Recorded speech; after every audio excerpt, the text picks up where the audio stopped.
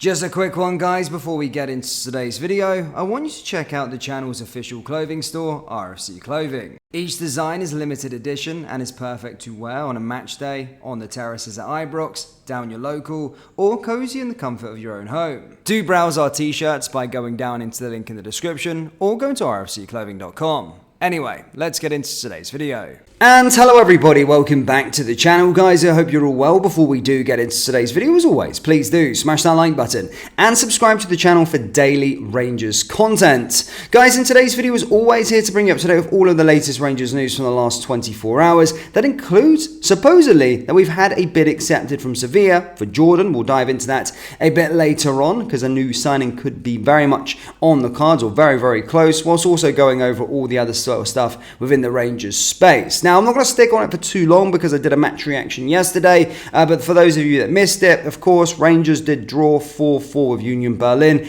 out in the German capital yesterday. Now, again, much better performance than it was against sort of Birmingham. However, that wouldn't have really been too hard. There was actually some positives yesterday, and actually seen a bit of a style of play. We had some sort of slick passing, middle to the front. We were very, very good. Some good goals in that sort of area. But I think a lot of Rangers fans who watched the game could see that we do, kind of struggle on the defensive side, especially the defense is ranked rotten, but also at the same time, teams don't take too much to sort of bypass our, defensive midfield and get into areas and cause our defense problems. So it's something that we need to address before the start of the season, or before that Champions League qualifier, which is pretty much a week out, or just over a week out. Because Union Berlin, Dynamo Kiev, similar sort of strength in opposition, and it will be a challenge because they will have an absolute field day if our defence turns up like that in that sort of Champions League qualifier. So again, still a lot of work to do, but it's not a complete write-off as it was against Birmingham. But we need to hand it over to Nils Koopman and co to make sure that we get some players in through the door into the right positions, and especially I think a lot of our focus has been, right, how do we sort out the attacking areas, how do we sort out the midfield, but that defense needs addressed ASAP. Right back, centre back needs to be sorted out very, very soon, and still need to get rid of a few players. Now, whilst we did get rid of a few players recently, Sam Lammers, of course, was one that was confirmed recently, and we actually managed to get about 2.5 million quid for him, which was a significant fee for the Dutch club. And basically, since his move, he has broken his silence with regards to the situation and said, it happened very quickly. I signed from Rangers on Friday and I made my debut the next day, but it's the best way, I think. I chose FC20 over other clubs because of my conversations with the people at the club. I just got a certain feeling for them. They have big plans for the club, and so do I. I've played for football for Utrecht for the last 6 months, and I think it's good for me to play in the Netherlands. I think I've made good progress in recent years, but particularly at Utrecht, I want to continue that, and at 20, that's a good opportunity. I still have a lot of ambitions myself, and 20 has them too. The progress they have made in the recent years speaks for themselves. The FC20 sort of technical director came out and also stated the transfer seemed unachievable at first, but as always in the transfer window, opportunities arise, and Sam made it clear he wanted to play, which was an advantage to us. I think he fits in very well with us as a striker and in terms of personality. So that's the last of Sam Lammers, but he has broken his silence. Never really said a goodbye message to Rangers, but I don't think that he does that in that fashion. But again, that one's done, and Sam Lammers, as I said, finally, I wish him all the best at FC20, but not if we do play him in the Champions League qualifiers, which would be typical Rangers fashion. If we did manage to get FC20, he would score a hat-trick against us. It's just how it happens as Rangers supporters. Now, moving away from this sort of outgoings, guys, there's no other updates with regards to the other players that we mentioned previously, whether that be sort of Connor Goldson, Jose Cifuentes, James Tavernier, and sort of those teams. However, we have got an update with regards to incomings. Whilst we did make the move from Vassilav Cherny pretty soon on, very, very quickly, it does seem as though we have had a bid accepted by Sevilla, and we're waiting now for Jordan's final yes. The transfer would include a non-mandatory purchase of €4 million. So I bought this sort of one from Joan Jordan recently, it was probably a couple of weeks ago, I think Fabrizio Romano first reported it, stating that Rangers had a 30% loan, or 30% of the wages loan offer rejected by the Spanish club.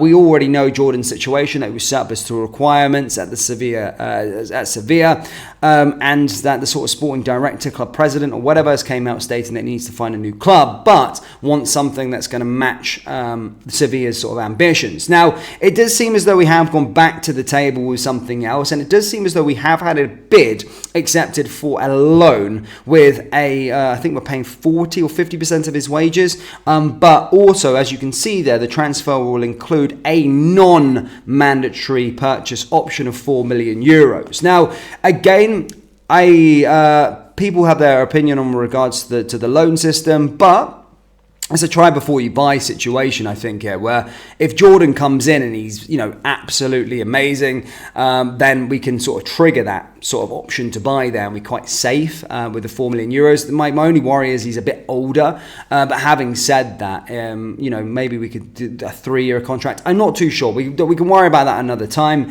but we've had that bid accepted. That's an exclusive out in Spain, sources close to Sevilla, but at the same time, look, apparently we haven't given the final yes to the actual player itself. Now, this would be our proper Rangers thing to do, where we've been chasing a player, been talking about getting a player, and we don't actually know if he even wants to come to the football club. There's been murmurs that I don't necessarily likes the cold weather and doesn't want to move to Scotland. I mean, if you guys have been to Seville, which the vast majority of you probably have been, it's pretty hot all year round, to be fair. And we have all been to Seville, haven't we, in 2022?